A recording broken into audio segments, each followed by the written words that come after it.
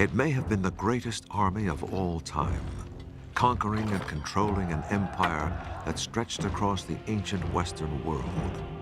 It was ruthless, disciplined, and feared by all, not just by its enemies, who died in their millions, but by its own emperors, who often paid the price of the army's wrath.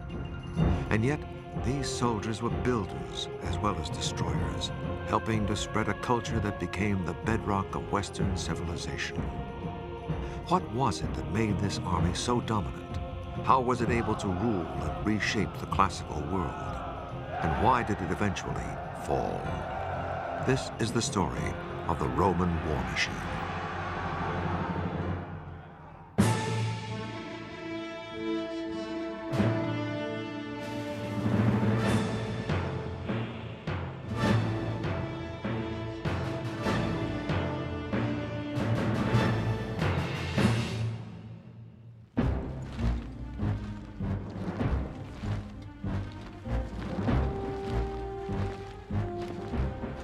In the year 55 BC, Rome's greatest general, Julius Caesar, stood on the brink of destiny.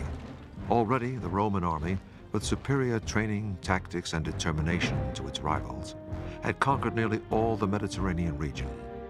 Caesar himself had already conquered Gaul, what is now France and Belgium. And he had even bigger victories in mind. Before long, Caesar would use his army to march on Rome itself and change history forever. But first, he planned to invade a distant and mysterious island, an island known as Britain. Britain was unknown. It was a place thought to be inhabited by strange beasts, by savages that painted themselves blue, who offered children in sacrifice. This is like putting men on the moon. It has no military value, but it's something that you can say that you've done. You've been further than any Roman. In 55 BC, 80 Roman ships left the French coast, carrying Caesar and 12,000 troops across the English Channel. When Caesar landed near the White Cliffs of Dover, British tribes were waiting for him. The Roman soldiers in full armor, carrying their weapons and shields, had to jump down into the water and advance onto the beach where there were thousands of Celtic warriors running around with spears and swords, chariots racing in and out of the water. It was a critical moment.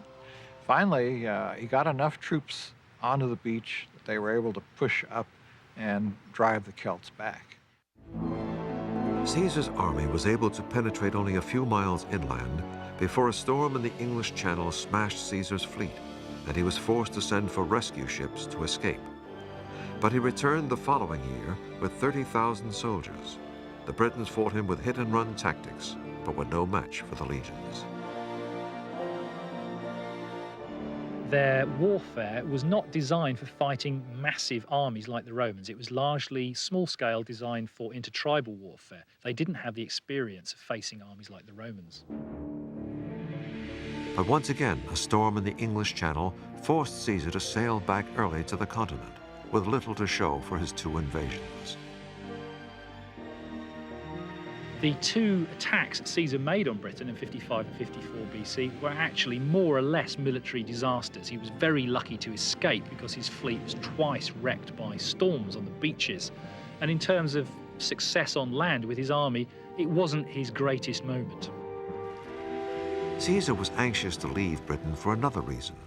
In Gaul, now France, the tribes Caesar had conquered were planning a unified revolt. The Gauls elected a young chieftain to lead them. His name was Vercingetorix, which means great leader of warriors. He was only in his early 20s, but like Caesar, he was fearless and astute. He clearly had very, very powerful strength of personality in leadership. He, simply because of the discipline he was able to enforce on that very disparate Gaulish army, he managed to achieve some quite remarkable feats with it, just in terms of bringing it together, moving it around, and giving Caesar a very hard time. The Gauls handed Caesar his worst defeat. In a battle for the fortified town of Gergovia in central France, Caesar's army was driven back, losing 750 men. With the Gauls sensing Roman blood, a showdown loomed to decide the fate of Caesar, the Gauls, and Europe itself. Vercingetorix led his army of 80,000 men to the hilltop town of Alesia in Burgundy, which rises 1,500 feet above the plain. This was a tragic mistake. Caesar, arriving soon after with 50,000 men, decided to lay siege and starve his enemy. Nous sommes sur l'oppidum d'Alésia. We're standing on Alesia looking from the exact spot that the army of the Gauls did. When they saw Caesar's troops facing them, surrounding them in the hills and valleys to conduct the siege of Alesia. César, pour faire le siège d'Alésia, to prevent the Gauls from escaping, Caesar began building an incredible ring of fortifications around the plateau, just like this modern reconstruction in France. His army built a circle of barricades and towers, 11 miles in circumference, in just a few weeks. Oui, c'est quelque chose de tout à fait spectaculaire et César lui-même a été extrêmement... This is really spectacular, and Caesar himself was extremely proud. He gave a detailed account of it in his writings. It was truly a great feat, 50 years before Christ, to conceive all this. There were towers every 20 yards or so, serving as watchtowers and also platforms for artillery, especially catapults, which Caesar made great use of throughout the Gallic Wars. There was more to the fortifications than just the barricades and towers. Immediately in front, Caesar built 2 deep ditches and filled one of them with water. Caesar had rivers diverted to completely fill one of these ditches. So, as we can see, it would have been a very effective obstacle against the Gallic cavalry. On the rampart, between the ditch and the fence, was something that was easy to make but also very effective. Branches with sharpened points, which play the same role as barbed wire does today. In front of the ramparts were more lines of sharpened stakes, visible above the ground. But below the ground was something far deadlier, camouflage stakes to impale onrushing enemies. It's very simple and very efficient. They dug a pit about 3 feet deep. They drove a stake into the pit with a sharp point hardened by fire. Then they covered it with branches. Caesar described this process in detail, and we found perfect examples of it in recent excavations. All this held up tremendously the advance of the Gallic forces, while from the towers in front, the Romans were firing projectiles down onto the Gauls. The whole system was extremely effective. But no sooner had Caesar's troops built this great circle of fortifications than Caesar heard that another Gallic army was approaching to try to break the siege. The Romans had to build a second ring of fortifications around the outside of the first one to protect against the second enemy. Caesar's men camped between the 2 rings. They completed their siege works just in time. The Gallic reinforcements soon arrived and attacked the outer ring of defenses. et on dit que César a dû intervenir lui-même. Caesar wrote that he had to lead the defense himself. He could be recognized by his striking red cape. He came from his camp to galvanize his regiments. When Caesar tells us something like this, it means he had a huge problem on his hands. For 2 days, Caesar directed a fierce defense on 2 fronts against armies outside and inside. Helping Caesar lead the battle was his trusted deputy, Mark Antony.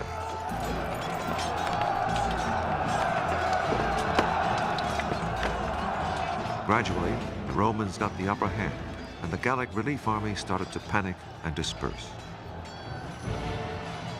It just disintegrated in panic and ran, and his cavalry chased them into the woods.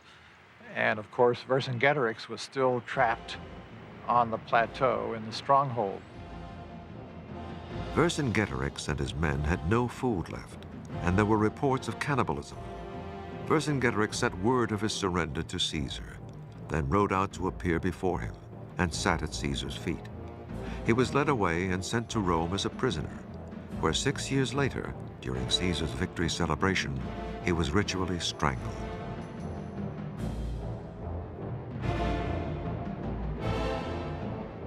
Today, Vercingetorix is a French national hero, a symbol of resistance to foreign invasion.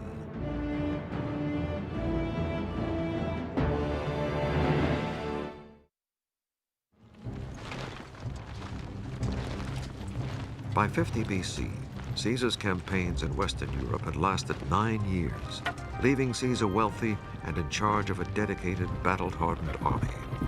His next great target would be none other than Rome itself, and his former partner in the ruling triumvirate, the general Pompey the Great, would be his enemy.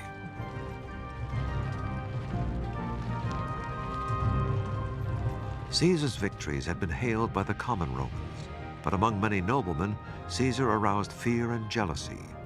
He stood as a threat to their own ambitions to control the empire and its wealth.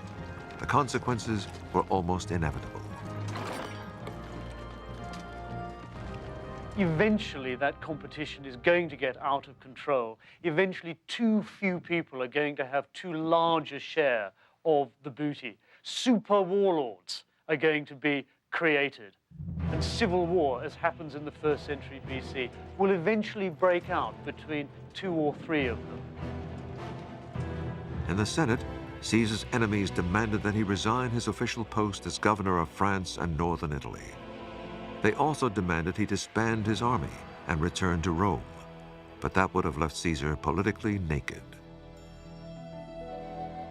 If he returned to Italy, his military command would expire, and he would then no longer have the protection from prosecution which was given by actually being in office. So he would have been extremely vulnerable personally had he gone back to Italy. Caesar offered to disband his army if he were made consul of Rome, but the Senate said no. Meanwhile, the Senate authorized Caesar's rival general, Pompey, to raise extra troops to defend Rome. Caesar was now ordered to disband his army. Instead, in 49 BC, he advanced to the river Rubicon, the legal boundary no commander could cross without the Senate's permission. They must have known when that ultimatum was issued that it would have been unacceptable to Caesar. And so famously, with those words, "Let the dice fly high," Caesar crosses the Rubicon and begins the civil war. Caesar marched his army towards Rome, and many towns received him with open arms. 80,000 volunteers joined him on his march to confront Pompey.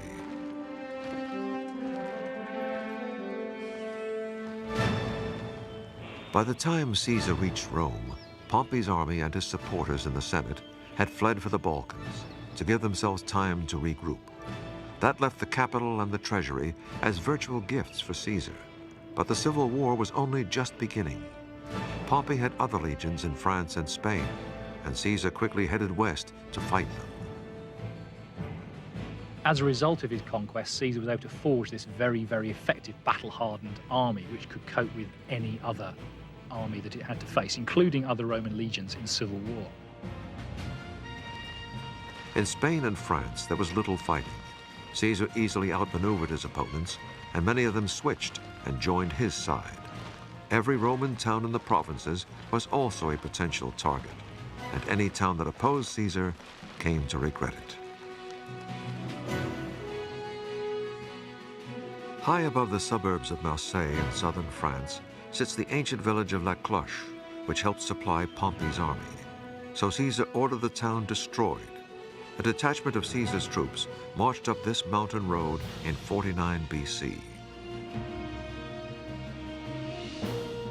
Ici, nous sommes sur la voie d'entrée, la voie qui vient de là-bas, qui va... Here we are on the entrance road, which leads up to where the town gate stood. Along here, we found several piles of slingshot stones ready to be used in defense. They were apparently the only weapon the villagers had.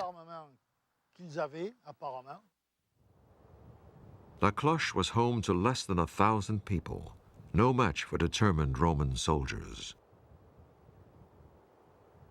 Nous sommes dans ce qu'on appelle une poterne, c'est-à-dire une Where porte. I'm standing here was a doorway in the rampart, the protective wall.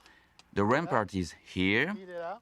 and here. Quand ils ont dû voir When the villagers looked out and saw the Romans coming up the access road, they must have been terrified. qui passent au-dessous, ils ont dû être un peu affolés et They quickly tried to fill up the doorways with anything they had handy, avec stones n'importe quel and matériau, mud des bricks. pierres, des briques. Là, vous voyez cette argile. But the villagers' efforts were futile, and for having supported Caesar's rivals, many villages were sold into slavery, and the town of La Cloche was destroyed. Ils ont rasé tout ce qu'il y avait au-dessus pour They combler leveled la all the citerne, buildings pour and used the éviter stones que to les fill gens up the water well so no one could live here reviennent again. habiter le site. Pendant, The site was completely forgotten about for the next 500 years. It wasn't until the 5th century AD that the site was partially inhabited again, probably by shepherds. Par des bergers. After his easy victories in the west, Caesar returned to Rome, but the decisive battles were still ahead of him. He knew he had to defeat Pompey head-on to win control of the Roman state, and he led his army east towards the Balkans, where legion would meet legion. Roman civil wars were often exceedingly bloody affairs because both sides were using the same tactics against the other, so casualties could often be pretty massive. And of course, as in any civil war, the psychological stresses of that must have been very difficult for the troops. Because all legions had the same strict training, Roman civil wars were usually decided by generalship, and here Caesar had the advantage. Pompey was aging, he was not as decisive. Caesar moved his troops more quickly and was also quite good at deceiving his enemies as to his intentions. After a first indecisive battle, the two Roman armies clashed in 48 BC at Pharsalus, north of Athens. Caesar correctly guessed Pompey's tactics, got the better of the battle, and forced Pompey's army to surrender. I think Caesar wins the civil war for two reasons. Firstly, because his side is more unified than the opposition under Pompey. The second reason people don't like to talk about, but I think it's important, we have to admit that Caesar, throughout the campaigns against Pompey, had a series of pieces of good luck. Pharsalus was a piece of good luck, picking Pompey's tactics and strengthening that wing of his army to respond to them. It could have gone differently. Pompey himself escaped to Egypt, but his former ally, the young pharaoh Ptolemy, had him killed on arrival. Pompey's head was presented to Caesar, who arrived 3 days later. Caesar reportedly wept, but realized through his tears that he was now the indisputable master of Rome. He came to an Egypt that was itself immersed in a power struggle. Young Ptolemy was fighting for the pharaoh's throne with his sister, 21-year-old Cleopatra. She set out to win Caesar's help in her battle and introduced herself in dramatic fashion, smuggling herself into Caesar's presence in a rolled-up carpet, then suddenly revealing herself to him. She was said to have a seductive voice and a kind of vitality and vivacity that was extremely attractive. Her seduction worked. Caesar used his army to help install Cleopatra as sole ruler of Egypt under Rome's control. And then he spent several months sailing with Cleopatra on a barge up the Nile. He claimed he was safeguarding Rome's interests. Egypt was vital if Caesar was to contain control of Rome and of the Eastern Mediterranean. Cleopatra, too, was looking to retain her position as Queen of Egypt. A wonderful coalition of the political and romantic. When Caesar finally returned to Rome, his victory procession was perhaps the greatest the capital had ever seen. That night, Caesar treated some 200,000 citizens to a huge banquet. With Caesar now master of Rome, he released many of his long-serving troops, granting them retirement properties in Italy and France. But before very long, they would be called back into service to avenge their murdered general.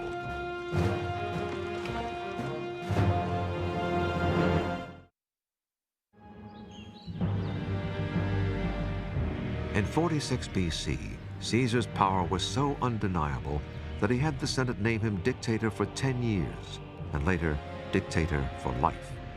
But many Romans, with their republican tradition, abhorred this move, and jealousy among his rivals reached fever pitch. On the Ides of March in 44 BC, a group of senators attacked Caesar as he arrived for a meeting, stabbing him 23 times.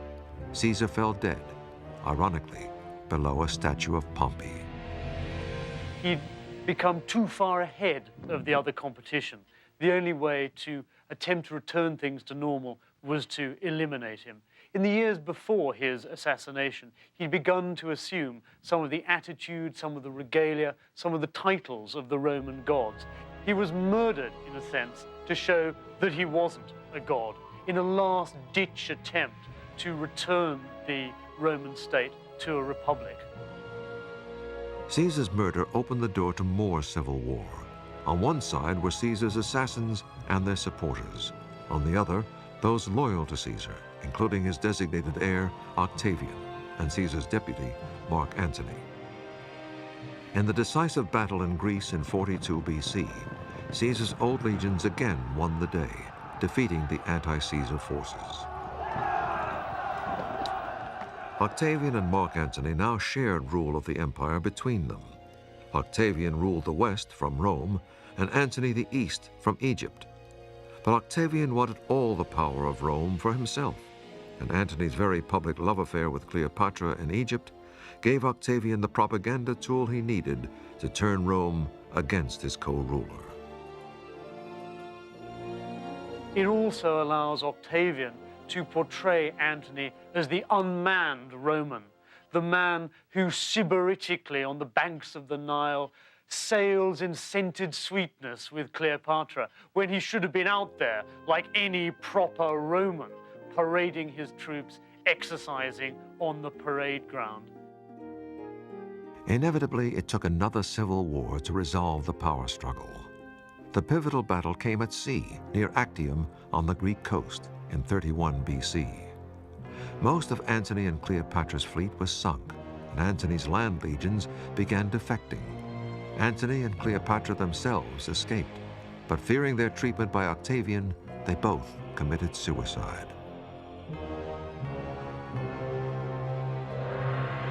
Octavian was now the sole leader of the Roman world and became the first Roman emperor.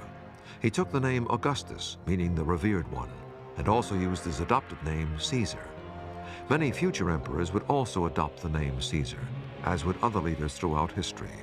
The Russian title Tsar is derived from the word Caesar, and so is the German title of Kaiser. Augustus's title, emperor, was a military one, from the Latin imperator, meaning victorious general. He had won his power through civil wars and was determined not to lose power the same way. He completely reorganized the Roman army, forming it into 28 legions of about 5,000 men each. He also made military service more permanent, having soldiers sign up not for 6 years, but for 20 years, and later 25. In return, soldiers were guaranteed 14 years' pay on retirement. He keeps the idea of the legions, but he makes them for the first time permanent standing regiments. And they last, some of them thereafter, for about 500 years. To make the soldiers loyal to him personally, instead of to their generals, Augustus paid the soldiers' wages directly from the imperial treasury. He also paid them annual cash bonuses and frequently visited the armies in the field. There was an oath taken by each soldier every year to the emperor personally. In addition, the Emperor Augustus and the subsequent emperors controlled all aspects of the military. All promotions, although of course actually might have been done locally, had to be approved by the emperor. Augustus also created a whole new branch of the army, the auxiliary regiments, made up of non-citizens with specialist skills that the Romans didn't have. They weren't very good archers. Generally speaking, they were not very good cavalrymen. So they would tend to recruit from people who did have those skills. The Romans had often used foreign mercenaries, like archers and horsemen, for specific campaigns. But Augustus recruited non-citizens to auxiliary units for 25 years. After their terms, they were granted Roman citizenship, meaning their sons could join the legions. This kept the Roman army vigorous, with a constant supply of new blood.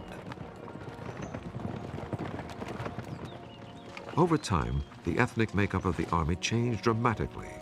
Under Augustus, the legions were 65% Italian, but a century later, the Italian proportion was less than 1%. However, that didn't change the discipline and nature of the army. Many of its officers are still coming out from Italy. There's a strong continuity, but it also draws on the strengths and the abilities of all of those provincial peoples who were themselves becoming Romans. They were acquiring Roman citizenship. So it's still very much a Roman army, but it's Rome that's changing. Another change Augustus brought in was the abolition of marriage for any soldier under the rank of centurion. Soldiers, he reasoned, were more efficient if they were wedded to discipline rather than wives. There's a brutal side to this. Augustus is making sure, by disconnecting his armies with the local population, that those armies will be prepared to put those people to the sword if that's necessary. But in reality, this rule didn't work. Many soldiers kept common law wives and children in nearby towns, which was tolerated because the sons made good recruits. Sometimes on the frontiers, families lived inside the forts, as evidence is shown at Vindolanda Fort in northern England. You've got the women folk, the married soldiers. Some of them are certainly living inside the barrack buildings. I mean, in the early barrack building we looked at, there was quite a lot of women's footwear, babies' footwear, and so on. And it would appear that, as in later armies, a number of rooms in the barrack buildings were allocated to married soldiers. Augustus kept his legions busy, gradually expanding the empire. But expansion could exact a heavy price, as Augustus found when he tried to conquer Germany.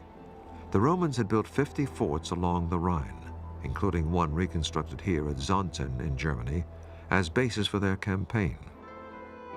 By around 7 AD, the Romans controlled Germany right up to the Elbe River, and Augustus put a man, better known as an administrator than a general, in charge of Roman operations in Germany. He was Quinctilius Varus, the husband of Augustus's grandniece, and he was given command of the 5 legions in Germany. But German tribes were planning a revolt. The leader of the Germans was Arminius, who once fought with the Romans as an auxiliary and knew their tactics. The Romans still trusted him as an ally, which made him the perfect person to set a trap. In 9 AD, he persuaded Varus to lead his army into this forest in northern Germany on the pretext of quelling a local uprising. The other side put on a very convincing story, you know. They said, look, there's trouble going on. I think you should intervene, and this is the best route to go. And they took him through marshy, very difficult country, and the Germans just prepared a fantastic ambush, and that was it. Varus, disregarding warnings of a plot, led 3 entire legions plus their camp followers, some 30,000 people, into the Teutoburg forest. Most of them would never come out.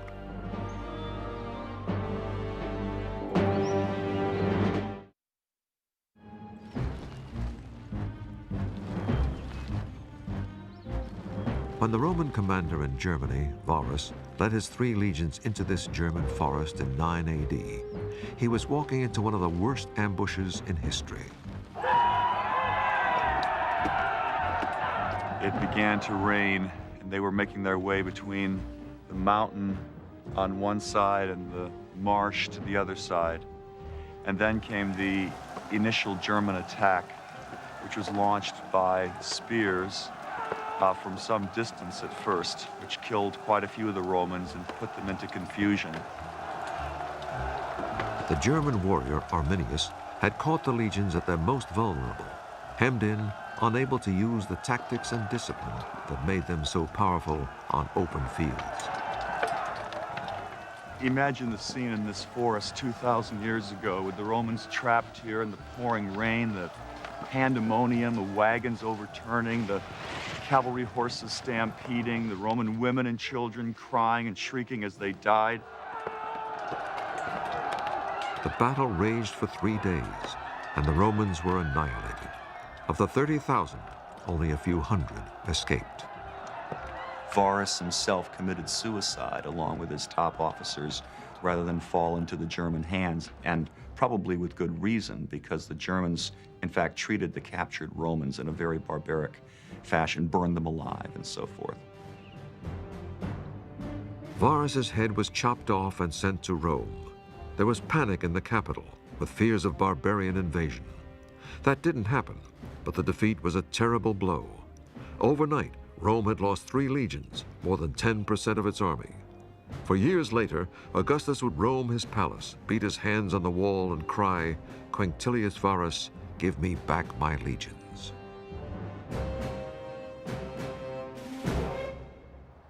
The exact battle site was then lost to history until 1987, when an archaeologist, using a metal detector like this one, found dozens of buried Roman coins here.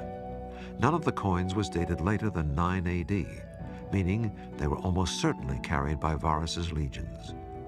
Also uncovered were medical instruments that fell idle during the massacre in the forest, and a cavalry mask that bore silent witness to the slaughter 2,000 years ago. Rome's expansion plans east of the Rhine were put on hold. In fact, when Augustus was dying in 14 AD, he urged his successors not to try expanding the empire any further. But the Romans had become too fond of conquest to heed that advice. One of the next major targets was Britain. Julius Caesar had made 2 brief invasions there a century earlier without much success. But in 43 AD, the Roman army invaded in earnest. The emperor, Claudius, was a civilian intellectual who needed a military conquest to win credibility with his soldiers. Claudius, as emperor, sets about achieving a military reputation. And that is what drives his invasion of Britain. And he travels from Rome to southeast England in order to be present at the moment of victory. 4 Roman legions plus auxiliaries, about 40,000 troops, landed in southeast England and quickly gained control of southern Britain. Like Caesar before them, this Roman army met a British enemy that had none of the discipline or tactics of the Roman legions. They're men who like to show off the size of their biceps and drink a lot and get into fights personally, but it's about individual combat. It's not about the strategic or tactical control of units across the battlefield.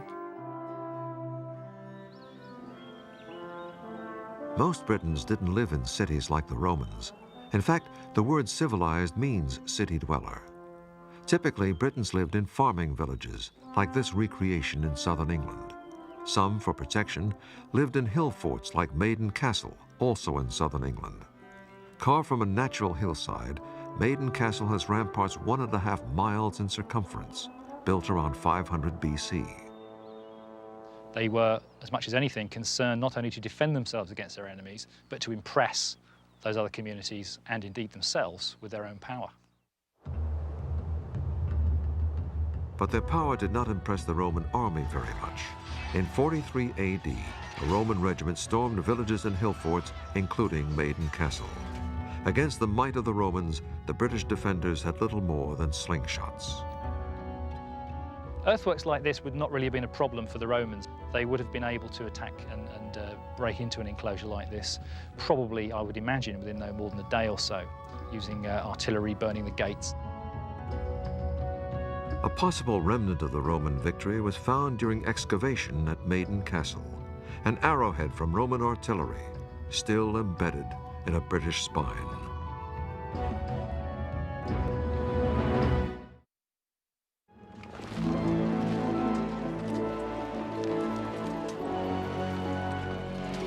As the Romans advanced in their conquest of Britain, they sometimes met fierce resistance, but usually won without heavy losses. But one British commander pushed the Romans to the edge of disaster, and that commander was a woman. Queen Boudicca's kingdom in eastern England was annexed by the Romans, but when she resisted Roman rule, soldiers flogged her and raped her daughters. This set off a tremendous revolt by British tribes in 60 AD, led by Queen Boudicca herself.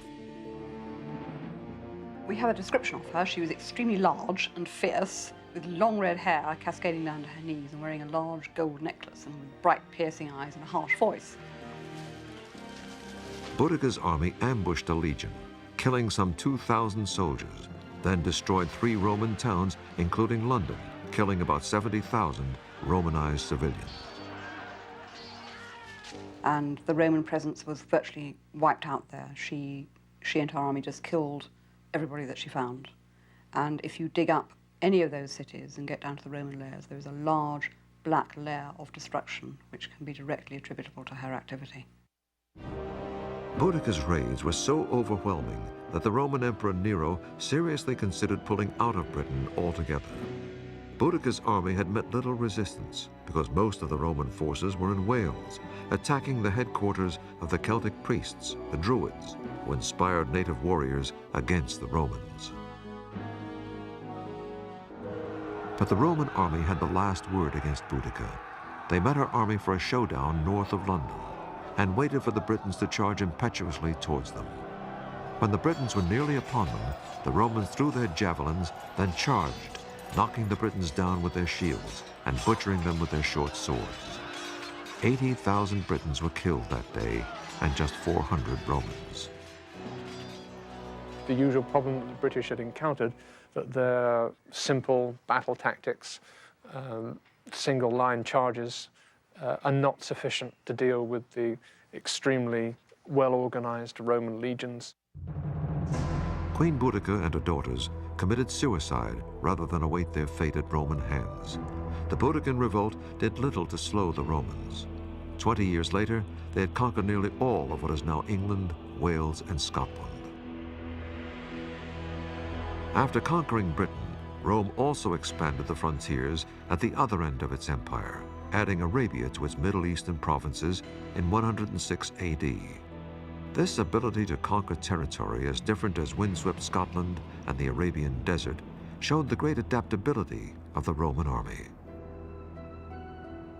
Operating in deserts is very difficult, even under modern conditions, as our soldiers in the Gulf War can testify. In ancient times, it's quite remarkable. The Romans developed means to move food, water, by donkey, and sometimes by camel, over long distances in the desert. Also, the use of depots and supply bases was a key to the Roman logistical system. And they were able to organize these supply lines over reasonably long distances and even into desert regions. One of the ways the Romans defeated these peoples, such as the Numidians or the Arabs, was by using local soldiers as auxiliaries. So they would use Numidian troops, use Arab troops in order to defeat these peoples themselves. Rome's empire in the Middle East included ancient civilizations, not just Egypt, but also Jerusalem and the rest of what is now Israel. And further east, the great trading city of Petra in Jordan, whose awe-inspiring tombs were carved directly from the rock. As the Roman army continued to expand the empire, the legions became more and more aware of their political power at home.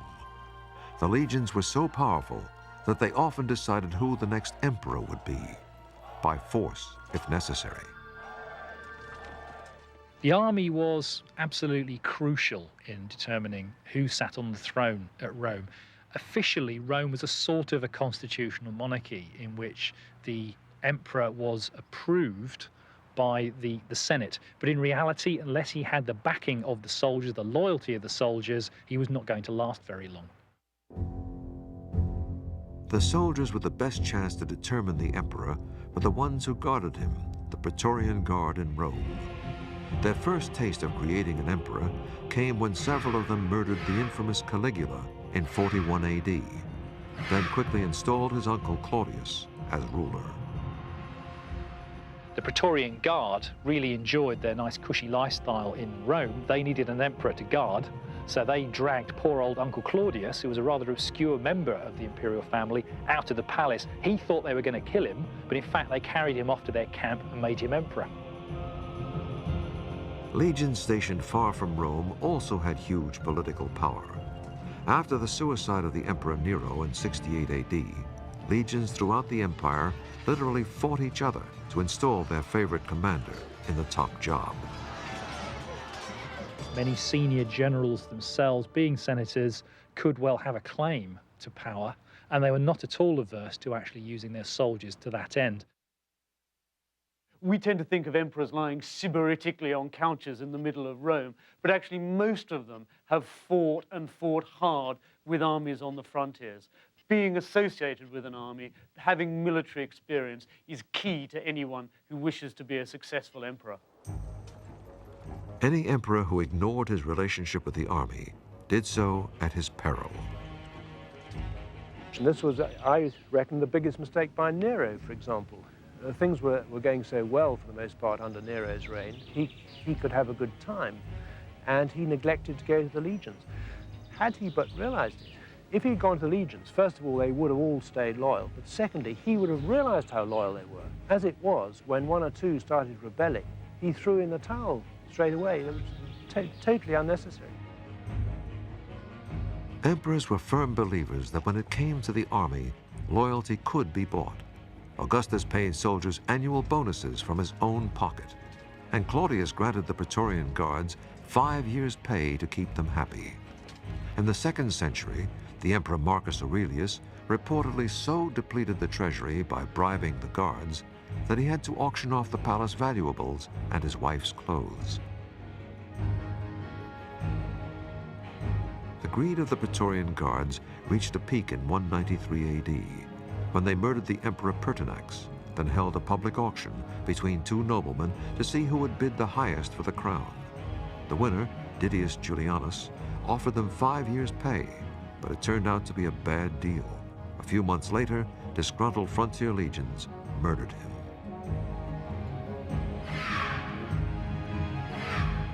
The power of the Roman army to determine who sat on the throne was something that would haunt the empire throughout its history.